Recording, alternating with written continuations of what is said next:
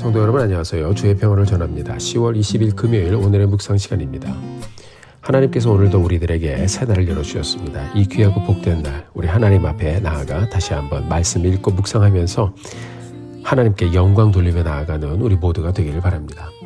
오늘 함께 보실 말씀은 열왕기상 18장 30절부터 46절까지의 말씀입니다.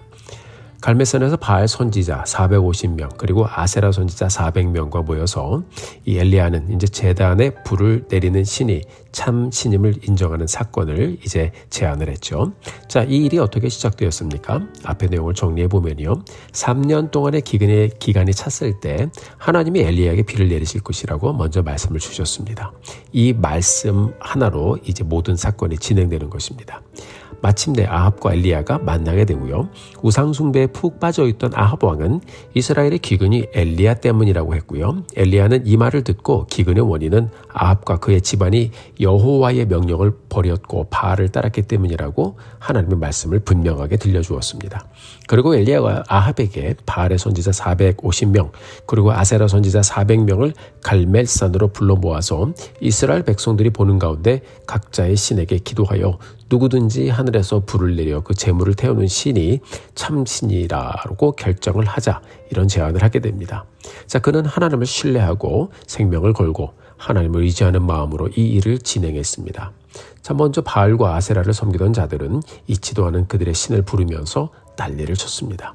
스스로 자해를 하고 피를 흘리고 큰 난리를 쳤지만 아무런 답변이 없었습니다. 왜냐하면 바알과 아세라는 우상이기 때문입니다. 여러분, 고대 근동의 바알과 아세라는 커플신이에요. 바알은 남자신, 아세라는 여자신.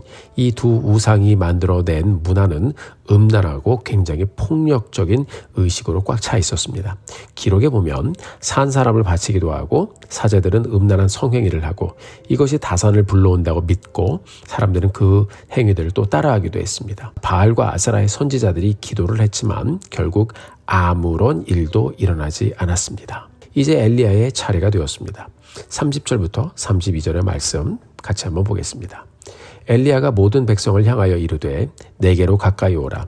백성이 다 그에게 가까이 가매 그가 무너진 여호와의 제단을 수축하되 야곱의 아들들의 지파의 수요를 따라 엘리야가 돌 12개를 취하니 이 야곱은 옛적에 여호와의 말씀이 임하여 이르시기를 내 이름을 이스라엘이라 하리라 하신 자더라. 그가 여호와의 이름을 의지하여 그 돌로 제단을 쌓고 제단을 돌아가며 곡식 종자 2세알을 둘 만한 도랑을 만들고 아멘. 엘리야는요 먼저 무너진 여호와의 제단을 수축했다. 고쳐 쌓았습니다. 제단이 무너져 내려 있었다는 것은 이스라엘이 하나님을 경외하지 않고 제대로 예배를 드리지 않고 있었다라는 것을 보여주고 있습니다. 예배당도 마찬가지예요. 청소 한 번, 또 한 주, 2주, 3주 이렇게 안 하게 되면 거미줄도 치게 되고 더러워지고 먼지도 쌓이고 이렇게 되는 것이죠. 자, 이 제단도 제대로 관리를 안 하고 제대로 하나님 앞에 제사를 드리지 않았던 모습이 제단의 돌이 무너져 내린 모습으로 묘사되고 있습니다. 자, 다른 말로 말하면 하나님과의 관계가 무너져 있었다는 것을 분명하게 보여주고 있는 현장인 것입니다. 사랑하는 성도 여러분, 우리의 삶의 문제의 근원은요, 하나님과의 관계가 바른가, 그렇지 않은가에 달려 있습니다. 여러분의 매일의 예배 생활 잘 세워져 가고 있습니까? 아니면 혹시 한쪽으로 무너져 있지는 않습니까?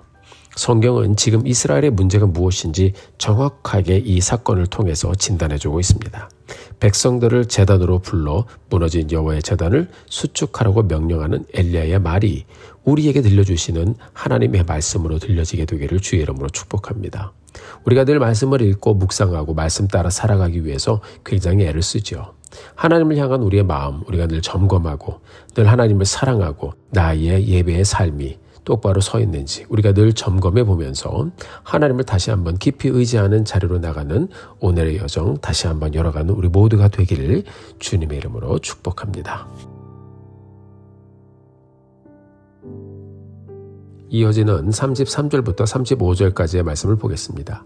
또 나무를 버리고 송아지의 각을 떠서 나무 위에 놓고 이르되 통 4새 물을 채우다가 번제물과 나무 위에 부으라 하고 또 이르되 다시 그리하라 하여 다시 그리하니 또 이르되 3번째로 그리하라 하여 3번째로 그리하니 물이 제단으로 두루 흐르고 도랑에도 물이 가득 찼더라. 아멘.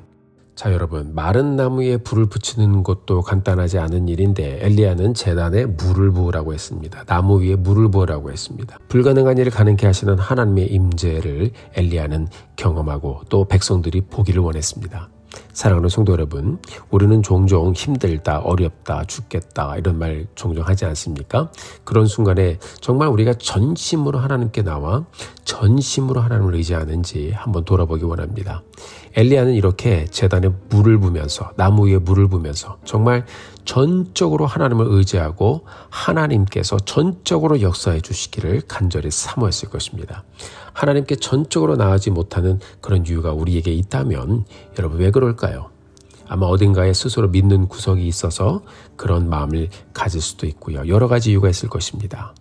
엘리야는 사람들이 생각할 수 있는 모든 것을 완전히 다 차단해버리고 제단 위의 나무에 물을 부었고 그리고 하나님을 전적으로 의지하고 기도하기 시작했습니다.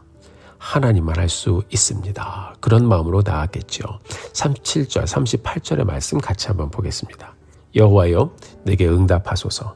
내게 응답하소서. 이 백성에게 주 여호와는 하나님이신 것과 주는 그들의 마음을 돌이키심을 알게 하옵소서 하매 이에 여호와의 불이 내려서 번제물과 나무와 돌과 흙을 태우고 또 도랑의 물을 핥은지라. 아멘.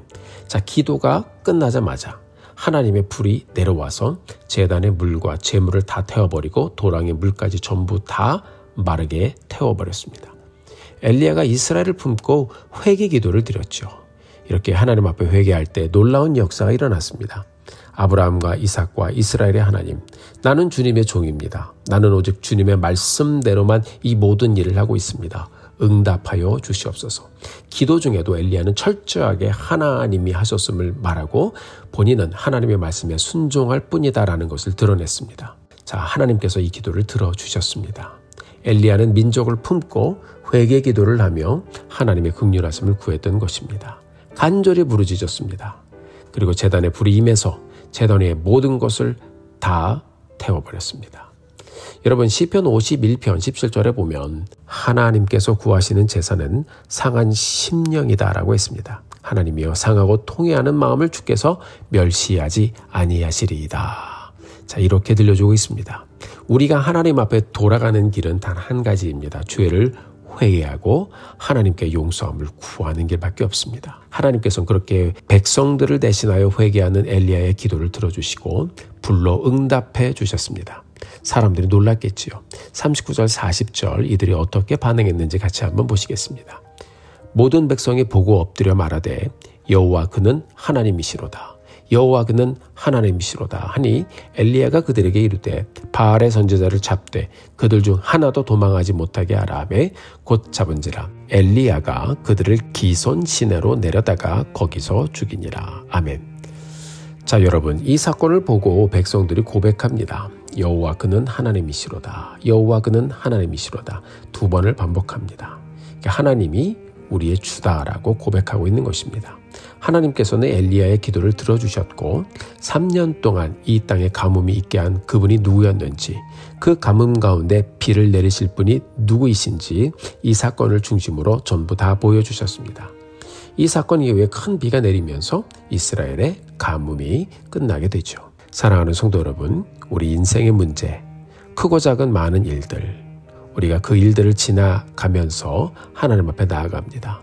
하나님은 우리가 인내하고 기도하기를 원하시고요.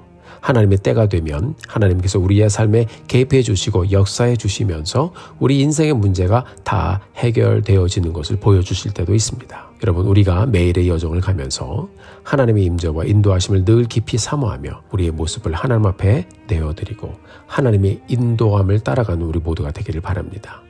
말씀을 보면요, 하나님의 불이 임했지만 바알과 아세라의 선지자들 850명이나 제거했지만 아합과 그의 아내 이세벨은 변하지 않았습니다. 오히려 엘리야를 죽이려고 했습니다. 여러분, 이 땅에 하나님의 역사는 우리 가운데 늘 있지만 이 세상은 완전히 회개하지 않고요, 하나님의 진노에 닿아서 멸망해야 하는데 이런 세상 가운데 하나님의 은혜의 단비는 계속해서 내리고 있습니다. 하나님의 공급하심과 하나님의 살리시는 은혜는 계속해서 공급되고 있습니다. 하나님께서는 이런 상황 가운데도 이스라엘의 3년간의 가뭄을 멈추게 하시고 비를 주셨습니다. 무엇을 말하고 있습니까? 늘 실수하고 부족한 우리의 삶, 우리가 잘 알고 있죠. 하나님은 우리의 삶 가운데 우리가 회개할 때 하나님의 은혜를 드러내시며 부족한 모습이 늘 있지만 하나님께서는 우리에게 변함없이 하나님의 은혜를 하나님의 때에 내려주십니다. 우리 모두 순간순간 우리에게 다가오시는 하나님을 오늘도 우리가 깊이 사모하며 우리의 부족함 가운데 그럼에도 불구하고 응답해 주시고 은혜를 내려주시는 하나님의 마음을 다시 한번 깊이 묵상해 보면서 오늘의 여정 하나님을 의지하고 다시 한번 주님 앞에 나아가는 우리 모두가 되기를 주의 이름으로 축원합니다. 함께 기도하시겠습니다. 존귀하신 아버지 하나님, 은혜를 진심으로 감사합니다. 오늘 특별히 엘리야가 갈멜산에서 또 하나님께 간절히 부르짖음으로 또 불로 응답하신 하나님을 경험하는 이 모습을 보여주신 것 감사합니다. 우리도 하나님 죄인 되었을 때에 하나님께서 우리에게 찾아오셔서 우리의 모든 죄와 우리의 모든 저주를 다 소멸해 주셨습니다. 우리 주님께서 중보자 되어서 은혜로 우리에게 다가오신 하나님, 정말 감사드립니다.